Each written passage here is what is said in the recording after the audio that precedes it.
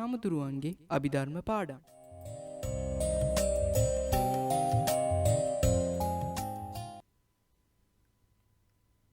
තෙරුවන් සරණයි ආයුබෝවන්. 7 වෙනි ශ්‍රේණියේ අවසාන අභිධර්ම පාඩම සාකච්ඡා කරන්නට සූදානම් වෙන්නේ. පළවෙනි පාඩමේදී සිත් පිළිබඳව කතා කළා. දෙවැනි පාඩමේදී කාමවචර සිත් පිළිබඳව කතා කළා. තුන්වෙනි පාඩමේදී මහග්ගත සිත් හෙවත් රූපවචර අරූපවචර සිත් ගැන කතා කළා. හතරවෙනි පාඩමේදී සිත් පිළිබඳ අවසානම ඉගැන්වීම ලෝකෝත්තර සිත් පිළිබඳවයි අපි සාකච්ඡා කරන්නේ. 7 ශ්‍රේණියේදී චිත්ත කාණ්ඩයේ තියෙන සිත් පිළිබඳ සම්පූර්ණ මූලික දැනුමක් අපිට ලැබෙනවා මේ පාඩම් පෙළ අධ්‍යයනය කළාට පස්සේ. මේ මූලික දැනුම ලබා ගන්නට අවශ්‍ය කරන විදිහට මේ පාඩම් අපි නිර්මාණය කරනවා.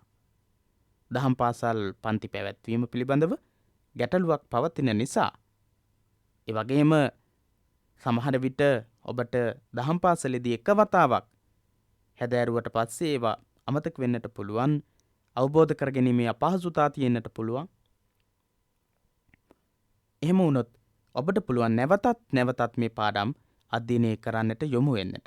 ඒ සඳහා ඔබ කරන්නට ඕන මේ පාඩම් ඩවුන්ලෝඩ් කරගෙන පෙන් එකකින් හෝ DVD එකකින් හෝ CD එකකින් හෝ මොන විදිහකින් හෝ TV එකට සම්බන්ධ කරලා ඔබට නරඹන්නට පුළුවන්කම තියෙනවා. ඉතාමත් පැහැදිලිව ඉතාමත් හොඳින් ඒ පාඩම් අධ්‍යයනය කරන්නට පුළුවන්කම තියෙනවා. දහම් පාසල් ආචාර්යවරු ඒ වගේම දහම් පාසල් දරුවන් දෙමව්පියන් හැටියට අපි හැමදෙනාම එකතු වෙලා මේ දුෂ්කර අවස්ථාවේදී අපේ දහම් අධ්‍යාපනය පෝෂණය කර ගැනීම සඳහා දහම් අධ්‍යාපනයේ අඩාල වීම වළක්වා ගැනීම සඳහා කටයුතු කරන්නට ඕන. ඒ සඳහා අප විසින් ගන්නට යෙදුණු උත්සාහයක ප්‍රතිඵලයක් විදිහට තමයි මේ පාඩම් පෙළ ඔබට ඉදිරිපත් කරන්නේ. 7 වෙනි ශ්‍රේණියේ අභිධර්ම සහ පාලි කොටස් මේ වෙද්දී සම්පූර්ණ ඉදිරිපත් කරලා තිනවා. ඊට පස්සේ අපි අභිධර්ම කොටස් මේ වෙද්දී ඉදිරිපත් කරලා අවසානම පාඩම සාකච්ඡා කරන්නේ. ඊට පස්සේ 8 වෙනි ශ්‍රේණියේ පාලි සහ අභිධර්මයේ, 9 වෙනි ශ්‍රේණියේ පාලි සහ අභිධර්මයේ, 10 වෙනි ශ්‍රේණියේ පාලි සහ අභිධර්මයේ මුලින්ම සාකච්ඡා කරනවා. ඊට අමතරව අනිකුත් පාඩම් සාකච්ඡාවනුත් සිද්ධ කරන්නට බලාපොරොත්තු වෙනවා. ඉතින් එහෙමනම් මේ පාඩම් ඩවුන්ලෝඩ් කරගෙන දරුවන්ට අධ්‍යාපනය ලබන්නට, දහම් අධ්‍යාපනය ලබන්නට අවස්ථාව උදා කරලා දෙන්නට දහම් පාසල් ආචාර්යවරු හැටියට කාරුණික වෙන්නට කියලා සිහිපත් කරන ගමන් ඉතින් ඒ සඳහා දෙමව්පියන් තමන්ගේ ආචාර්ය මණ්ඩලවල පිරිස් දැනුවත් කරන්න සියලුම පන්තිවලට අදාළ පාලි සහ අභිධර්මයේ පාඩම් මේ විදිහට අධ්‍යයනය කරන්නට පුළුවන් කියන එක පිළිබඳව දැනුවත් කිරීමක් කරන්න. ඉතින් 4 වෙනි පාඩමේ ලෝකෝත්තර සිත් කතා කරමු. මහග්ගත සිත් යටතේ අපි රූපාවචර අරූපාවචර සිත් පිළිබඳව ඉගෙන ගත්තෙමු. රූපාවචර සිත් 15 සහ අරූපාවචර සිත් 12 අපි සාකච්ඡා කළා. මීළඟට ලෝකෝත්තර සිත් පිළිබඳව ඉගෙන ගනිමු. ඊට පස්සේ අපි ඉගෙන ගන්නවා ලෝකෝත්තර සිත් ගැන. ලෝකය, කාම ලෝකය, රූප ලෝකය, අරූප ලෝකය. 3 ලෝකය කියන්නේ මෙන්න මේකට. බුදුරජාණන් වහන්සේ මේ 3 ලෝකයේ පිළිබඳවම දැනගෙන හිටියා. මේ 3 ලෝකයටම ආලෝකයේ සපයන්නට යෙදුණා. ඒ නිසා තමයි බුදුරජාණන් වහන්සේ තිලෝ ගුරු කියලා කියන්නේ. කාම ලෝකේ එකක්, කාම ලෝකේ 11ක් අන්තර්ගත වෙන රූප ලෝකය, ඒ වගේම අරූප ලෝකය. කාම ලෝකේ, රූප ලෝකේ, රූප පමණක් තියෙන ලෝකයක් තියෙනවා. ඒ වගේම අරූප ලෝකේ, රූප නැති ලෝකයක් තියෙනවා. කාම ලෝකේ, රූප ලෝකේ, අරූප ලෝකේ කියන රූපවචර බ්‍රහ්ම ලෝක, ඒ වගේම අරූපවචර බ්‍රහ්ම ලෝක. කාම ලෝකය, කාමවචර කුසල සහ අකුසල වලට අනුව සත්වයා උපත ලබන ලෝක 11කි. කාමාවචර කුසල හෝ අකුසල වලට අනුව සත්වයා උපත ලබන ලෝක තියෙනවා 11ක්. කාමාවචර සිත් යටතේ අපි කතා කළා කාමාවචර කුසල සිත්, අකුසල සිත්, විපාක සිත්, ඒ විදිහට හේතුක සිත් 54 කතා කළා. ඉතින් මේ සිත් 54 මුල් වෙලා කාම ලෝක 11ක ඉන්න අය කටයුතු කරනවා. ඒ අපි සඳහන් කරපු කාමාවචර සිත් 54 ඇති වෙන්නේ මේ කියන කාම ලෝකවල ඉන්න අයට. කාම ලෝකේ කියන්නේ අන්නේ කාමාවචර සිත් ඇති වෙන ලෝකවල ඉන්න අය. දිව්‍ය ලෝක 6. දිව්‍ය ලෝක 6. මනුෂ්‍ය ලෝකය 4 අපාය. දිව්‍ය ලෝක 6 මනුෂ්‍ය ලෝකය 4 අපාය. දිව්‍ය ලෝක 6යි මනුෂ්‍ය ලෝක 1යි 4 අපායයි තමයි කාම ලෝකයට අයිති වෙන්නේ. කාම ලෝකේ 11ක් තියෙනවා. රූප ලෝකය. රූපාවචර ධ්‍යාන ලැබූ විට මරණින් පසු ඉපදීමට සුදුසු බඹලොව 16 බ්‍රහ්ම ලෝක 16ක් තියෙනවා. 16 තමයි රූප ලෝකය කියලා කියන්නේ. අරූප ලෝකය. අරූපාවචර ධ්‍යාන ලැබූ විට මරණින් පසු ඉපදීමට සුදුසු බඹලොව 4 අරූප ලෝක නම් වේ. අරූපාවචර ධ්‍යාන ලැබූ විට මරණින් පසු ඉපදීමට සුදුසු බඹලොව 4 බ්‍රහ්ම ලෝක 4 අරූප ලෝකය කියලා කියනවා. අරූපාවචර ධ්‍යාන ලැබුවට පස්සේ මරණින් පස්සේ ඉපදීමට සුදුසු බ්‍රහ්ම ලෝක 4 අරූප ලෝකයේ විදිහට හඳුන්වනවා. ලෝකෝත්තර සිත්. ඉතින් අපි කාම ලෝකයේ, රූප ලෝකයේ, අරූප ලෝකයේ කියන තුන් ලෝකයේ ගැන කතා කළා. පුංචි දැනුමක්, සාමාන්‍ය දැනුමක් ඇති කරගත්තා. ඊට පස්සේ ලෝකෝත්තර සිත් ගැන අපි කතා කරන්නේ.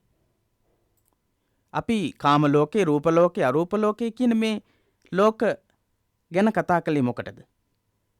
මේ ලෝකවලට අයිති අයට කාමවචර, රූපාවචර, අරූපාවචර කියන සිත් හැම එකක්ම මේ ලෝකවල ඉන්න අයට ඇති වෙන සිත්. ඉතින් මේ ලෝක තුනෙන්ම මිදීම සඳහා ඇති කරගන්නා වූ සිත් විශේෂයක් තමයි ලෝකෝත්තර සිත් කියලා කියන්නේ. කාමාවචර සිත් 54ත්, රූපාවචර සිත් 15ත්, අරූපාවචර සිත් 12ත් කියන මේවකින් තොරව තවත් සිත් 8ක් තියෙනවා. ඒවට කියනවා ලෝකෝත්තර සිත් කියලා.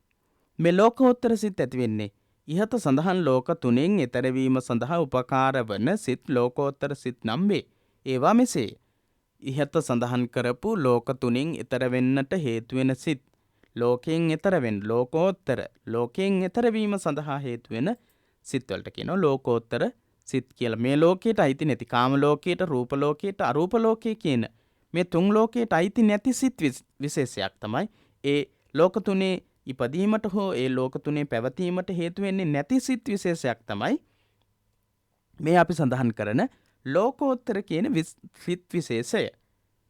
ඉතින් ලෝකෝත්තර කුසල සිත් 4යි, ලෝකෝත්තර කුසල සිත් 4යි, විපාක සිත් 4යි. ලෝකෝත්තර සිත් 8යි, 8 කුසල සිත් 4යි, විපාක සිත් 4යි වශයෙන්. කුසල් සිත් 4 තමයි ලෝකෝත්තර කුසල් සිත් 4 තමයි සෝතාපට්ටි මග්ගසිත, සකදාගාමි මග්ගසිත, අනාගාමි මග්ගසිත, අරහන්ත මග්ගසිත. සෝවාන් මග්ගසිත, සෝවාන් මාර්ගසිත, සකෘදාගාමි මාර්ගසිත, අනාගාමි මාර්ගසිත, අරහන්ත මාර්ගසිත. ඊට පස්සේ විපාක සිත් 4යි. ඒ 4 තමයි සෝතාපට්ටි ඵලසිත, සකදාගාමි ඵලසිත, අනාගාමි ඵලසිත, අරහන්ත ඵලසිත. නැවත වතාවක් බලමු. ලෝකෝත්තර සිත් කියලා කියන්නේ කාම ලෝකයේ, රූප ලෝකයේ, අරූප ලෝකයේ කියන තුන් ලෝකයෙන් එතර වීම සඳහා ඇති කරගන්නා වූ සිත් විශේෂය. මේවා කුසල සිත් 4යි, විපාක සිත් 4යි වශයෙන් තියෙනවා.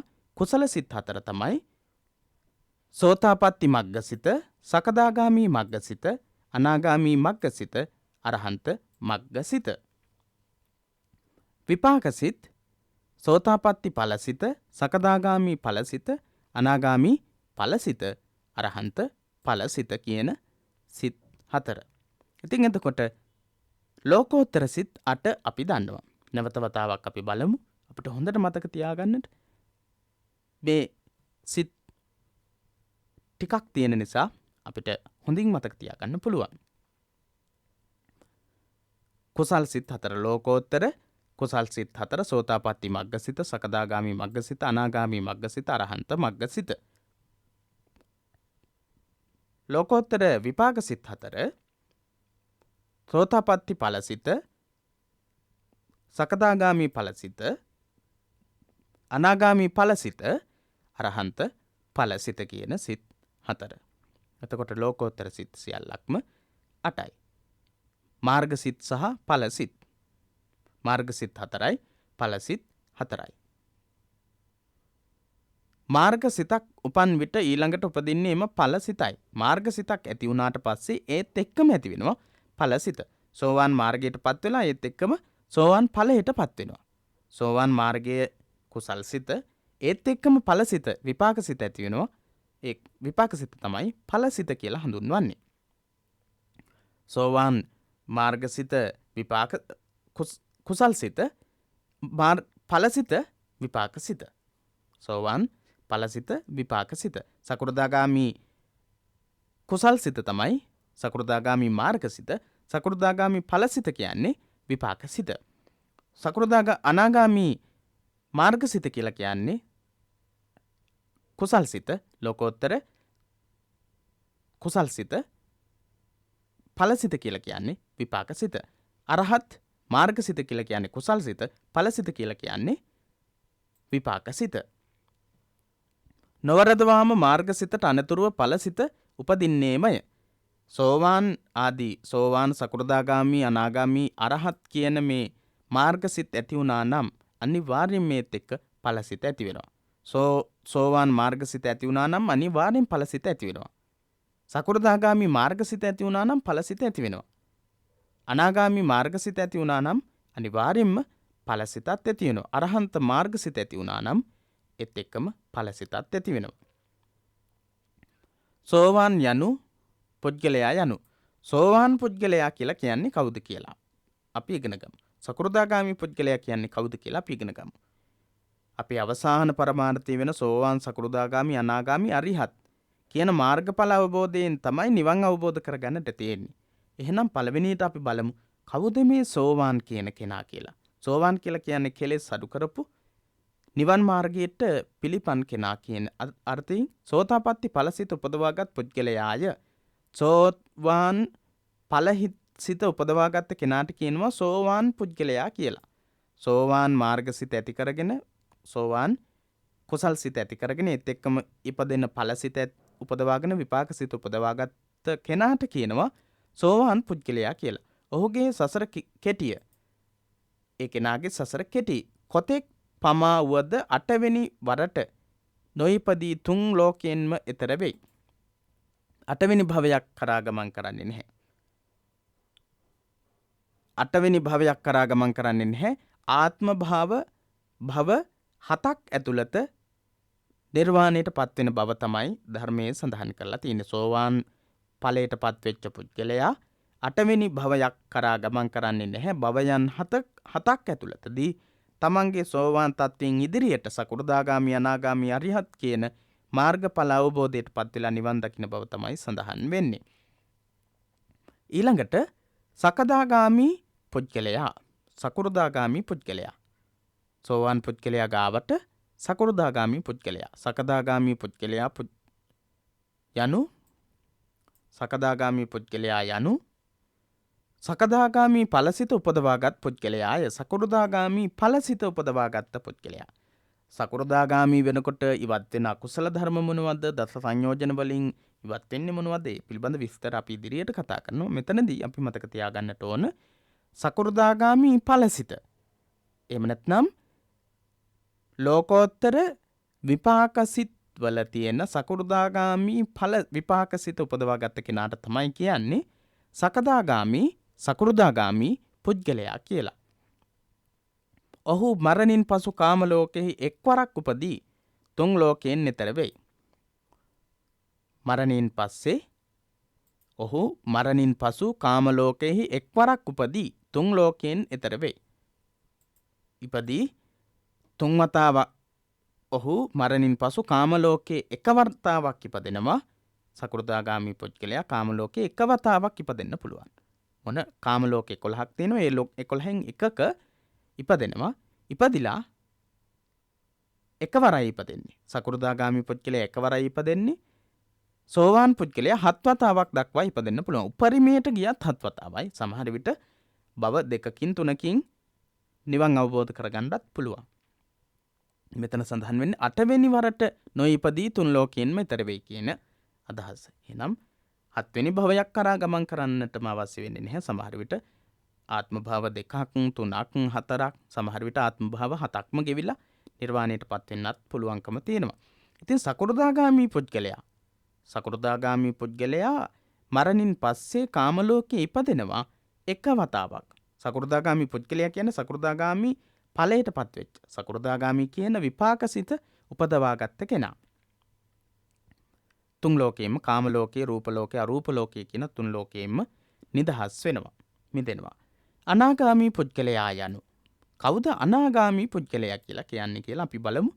අනාගාමි ඵලසිත උපදවාගත් පුද්ගලයා. අනාගාමි ඵලසිත උපදවාගත්ත ලෝකෝත්තර විපාක සිත්වල 3 වෙනි සිත උපදවාගත්ත කෙනාට තමයි කියන්නේ අනාගාමි පුද්ගලයා කියලා. ඔහු මරණින් පසු රූපාවචර බඹලොව උපදී. අනාගාමි පුද්ගලයා මරණයෙන් පස්සේ ගිහිල්ලා ඉපදෙනවා රූපාවචර බ්‍රහ්ම ලෝකවල. රූපාවචර බ්‍රහ්ම ලෝකවල තමයි ඉපදෙන්නේ. අනාගාමි පුද්ගලයා මරණින් පස්සේ ගිහිල්ලා ඉපදෙන්නේ රූපාවචර බ්‍රහ්ම ලෝකේ. එහිදීම රහත්ව ලෝකයෙන් ඈතර වෙයි. රූපාවචර බ්‍රහ්ම ලෝකයේදීම රහත් වෙලා ලෝකයෙන් ඈතර වෙනවා. අනාගාමි ඵලසිත උපදවාගත්ත පුද්ගලයා තමයි අනාගාමි පුද්ගලයා කියලා කියන්නේ. මේ අනාගාමි පුද්ගලයා අනාගාමි උතුමන් වහන්සේ රූපාවචර බ්‍රහ්ම ලෝකයේ ගිහිල්ලා ඉපදෙනවා මරණින් පස්සේ. අනාගාමි ඵලයටපත් වෙලා ඉද්දී මරණයටපත් වුනොත් ඒ පුද්ගලයා ගිහිල්ලා ඉපදෙන්නේ රූපාවචර බ්‍රහ්ම ලෝකවල. ඒ රූපාවචර බ්‍රහ්ම ලෝකයක ගිහිල්ලා ඉපදිලා ඒ රූපාවචර බ්‍රහ්ම ලෝකයේදීම අනිවාර්යයෙන්ම රහත් භාවයටපත් වෙලා නිවන් දකින්න බව තමයි සඳහන් වෙන්නේ. ඉන් එහාට වෙනත් භවයක් කරා ගමන් කරන්නේ නැහැ. රූපාවචර බ්‍රහ්ම ලෝකයේ ගිහිල්ලා ඉපදෙනවා. රූපාවචර බ්‍රහ්ම ලෝකයේ ගිහිල්ලා ඉපදිලා ඒ රූපාවචර බ්‍රහ්ම ලෝකයේදීම ධර්මය අවබෝධ කරගෙන රහත් භාවය ලබාගෙන නිර්වාණයටපත් වෙනවා කියලා තමයි සඳහන් වෙන්නේ. අරහන්ත පුද්ගලයා අරහත් ඵල සිත උපදවාගත් පුද්ගලයා. ලෝකෝත්තර සිත් වලින් අරහන්ත මාර්ග ඵල කියලා සිත් දෙකක් තියෙනවා. අරහන්ත මාර්ග සිත කුසල් සිත, ඵල සිත කියලා කියන්නේ විපාක සිත. ඉතින් ඒ අරහන්ත මාර්ග සහ ඵල සිත් උපදවාගත්ත කෙනා තමයි අරහන්ත පුද්ගලයා කියලා කියන්නේ. ඔහු මරණින් පසු උපදින්නේ නැත. මරණින් පස්සේ ඉපදෙන්නේ නැහැ. රහතන් වහන්සේලා නහි ජාතු ගබ්බසෙයං පුනරේතිති කරණීයමෙත්ත සූත්‍රයේ සඳහන් වෙන්නේ ඒ විදිහට නැවතත් මාතෘ ගර්භයක් කරා මව් කුසක් කරා ගමන් කරන්නේ නැහැ. ඒ වගේම රතන සූත්‍ර දේශනාවේ සඳහන් වෙන්නේ නිබ්බන්ති දිහිරා යතහායන් පදීපෝ. පහනක් නිවිලා යනවා වගේ. පහනක් දැල් වෙමින් තියෙනවා. ඒ පහන දැල් වෙමින් තිබිලා නිවිලා යනවා. නිවිලා ගියාට පස්සේ ගිනි දැල්ල කොහෙවත් ගිහිල්ලා රැඳුණා. ඒ විදිහට අපිට හොයාගන්නට බෑ. පහනක තිබුණු ගිනි දැල්ල යම්සේ නිවිලා යනවාද ඒ විදිහට අර දැවෙමින් තිබුණු කෙලෙස් සම්පූර්ණ නැති කරපු රහත් භාවයට පත්වෙච්ච කෙනා එතනින් පස්සේ භවයෙන් ඉවත් වෙනවා. භවය තුල නැවත කර්ම රැස් කරන තත්වයට දැවෙන තත්වයට පත් වෙන්නේ නැහැ. නවාන කෙලෙස් නැති, කෙලෙස් වලින් දැවෙන්නේ නැති කියන අර්ථයෙන් තමයි නිර්වාණ කියලා කියන්නේ ඒ තත්වයට පත් වෙනවා. අරහන්ත භාවයට පත් වෙච්ච කෙනා. ලෝකයෙන් එතර වූ හේනි. ලෝකයෙන් එතර වෙච්ච හින්දා මේ රහතන් වහන්සේ නැවත භවයක් කරා ගමන් කරන්නේ නැහැ. එහෙනම් ඔබට මතකයි ලෝකෝත්තර සිත් රූප අපි කතා කළා. ලෝකෝත්තර සිත් යටතේ ලෝක 3ක් තියෙනවා කියලා. ලෝක 3න් කාම ලෝකයේ කියන්නේ කාම ලෝකයට අයිති ලෝකයන් මොනවද කියලා කතා කළා. රූප ලෝකය ගැන කතා කළා. අරූප ලෝකේ කියන්නේ මොකක්ද කියලා කතා කළා. ලෝකෝත්තර සිත් ගැන කතා කළා. ලෝකෝත්තර සිත්වල තියෙන ප්‍රභේද දෙක කුසල සිත් 4 සහ කුසල සිත් 4 කතා කළා. ඒ වගේම විපාක සිත් 4ත් අපි ඉගෙන ගත්තා. මේ විපාක මාර්ගඵල සිත්වලටපත් වෙලා ලෝකේ පහළ වෙන උතුමන් වහන්සේලා සෝවාන් පුද්ගලයා, සකෘදාගාමි පුද්ගලයා, අනාගාමි පුද්ගලයා සහ අරහන්ත පුද්ගලයා කියන්නේ කවුද? ඒ අයගේ ස්වභාවය මොකක්ද? ඒ අය පත් වෙන තත්වයන් මොනවද කියන එක පිළිබඳව කතා කළා. සිත ගැන දැනගැනීමෙන් ඇති ප්‍රයෝජන, සිත ගැන දැනගැනීමෙන් ඇති ප්‍රයෝජන කියලා ලස්සන ගාථාවක් තියෙනවා. අපි ලස්සනට ගායනා කරමු.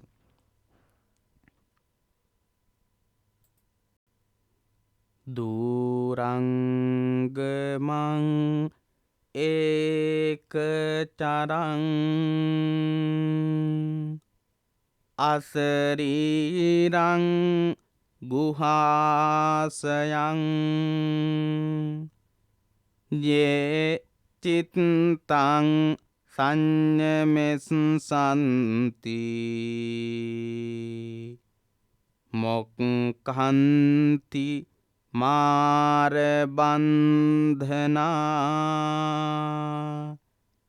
දූරංගමං ඒකචරං අසරීරං ගුහාසයං යේ චිත්තං මෙස්සන්ති මොක්ඛන්ති මාරබන්ධනා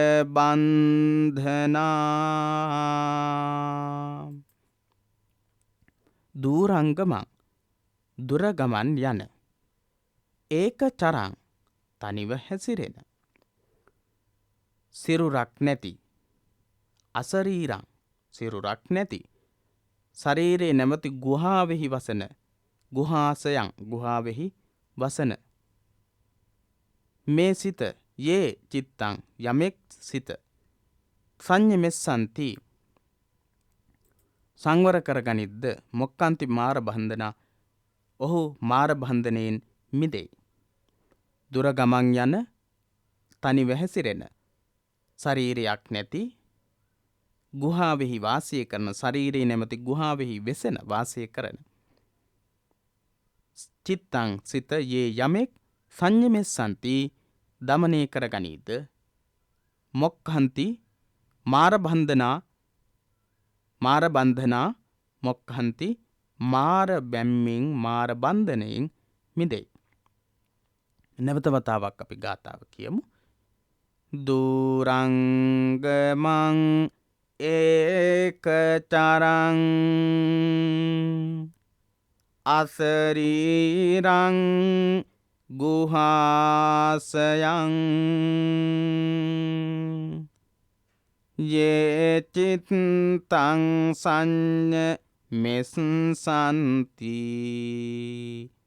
මොක්ඛන්ති මාර බන්ධනා දුර ගමන් යන දූරංගමං ඒකචරං තනි වෙහැසිරෙන අසරීරං ශරීරයක් නොමැති ගුහාසයන් ශරීරේ නැමැති ගුහාවෙහි වාසය කරන චිත්තංගේ සිත යමෙක් සංයමෙස්සන්ති දමනය කරද්ද මාර බන්ධනා මොක්ඛන්ති මාර බන්ධනා මොක්ඛන්ති මාර බන්ධනයෙන් මාර බැම්මෙන් මිදෙන්නේ වෙයි.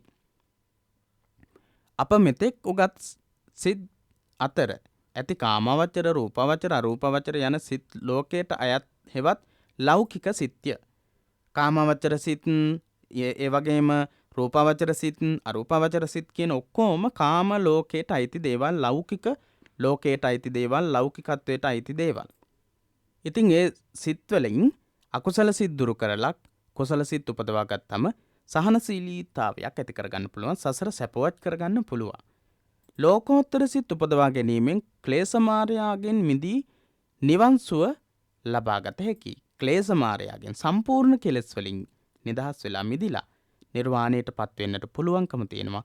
සෝවාන්, සකෘදාගාමි, අනාගාමි, අරිහත් කියන මාර්ග සිත් සහ ඵල සිත් උපදවා ගත්තට පස්සේ ක්‍රියාකාරකම සිත් 8කට ලෝකෝත්තර යන නම යෙදී ඇත්තේ ඇයිදැයි පැහැදිලි කරන්න. අපි කිව්වා කාමවචර රූපවචර අරූපවචර කියන ඔක්කොම කාම ලෝකයට ලෞකික ලෝකයට අයිති දේවල් කියලා. ඉතින් ඒ ලෞකික ලෝකයට අයිති නැති දේවල් වලට තමයි අපි සඳහන් කළේ ලෝකෝත්තර සිත් කියලා. එහෙනම් සිත් 8කට ලෝකෝත්තර යන නම යෙදී ඇත්තේ ඇයිදැයි පැහැදිලි කරන්නට කියලා කියන්නේ කාම ලෝකය, ඒ වගේම රූප ලෝකයත් ලෝකයට අයිති, ඒ වගේම අරූප ලෝකය අරූපවචර බ්‍රහ්ම ලෝකත් ලෝකයට අයිති. ඒ නිසා කාම ලෝකයේ, රූප ලෝකයේ, අරූප ලෝකයේ කියන මේ තුනේම ඉන්න අය නැවතත් භවය කරා ගමන් කරන්න පුළුවන්. ඉතින් ඒ ලෝකවල ඉන්න අයට ඇති වෙන කාමවචර සිත්, රූපවචර සිත්, අරූපවචර සිත් කියන සිත් සියල්ලක්ම නැවතත් භවයක් ඇති කරන්නට පුළුවන් සිත්. මේ සිත් 8 ලෝකෝත්තර සිත් 8 ඒ විදිහට භවයක් නැවත නිර්මාණය කරලා දෙන්නේ නැහැ. ලෞකික නැහැ, ලෝකයට අයිති නැහැ. ඒ නිසා තමයි මේවට ලෝකෝත්තර සිත් කියලා කියන්නේ කියලා අපිට කියන්නට, පැහැදිලි කරන්නට පුළුවන් වෙන්නට ඕන. එහෙමනම් දහම් පාසල 7 ශ්‍රේණිය පාලි පාඩම් 6ම අභිධර්ම පාඩම් 4ම සාකච්ඡා කළා. මේ පාඩමේදී ලෝකෝත්තර සිත් කියන පාඩම සාකච්ඡා කළේ. එහෙමනම් දහම් පාසලේ අධ්‍යාපනය ලබන දුවා දරුවන්ට පුළුවන්කම තියෙනවා මේ පාඩම් අධ්‍යයනය කරලා තමන්ගේ අභිධර්මයේ පිළිබඳව තියෙන දැනුම් වර්ධනය කරගන්නට. ඒ සඳහා මේ පාඩම් නැවත නැවත බලන්නට කියලා ඔබට සිහිපත් කරන ගම අපි ඊළඟ ශ්‍රේණියේ පාඩම් සාකච්ඡා කිරීමේ සූදානම සහිතව මේ පාඩමෙන් සමුගන්නට සූදානම් වෙනවා. මේ පාඩම් අධ්‍යයනය කරලා ඔබේ දහම් දැනුම් වර්ධනය කරගන්නට ඔබට තෙරුවන් සරණ ලැබෙන්නට ප්‍රාර්ථනා කරමින් මේ පාඩමෙන් සමුගන්නවා. ඔබට තෙරුවන් සරණ ප්‍රාර්ථනා කරනවා.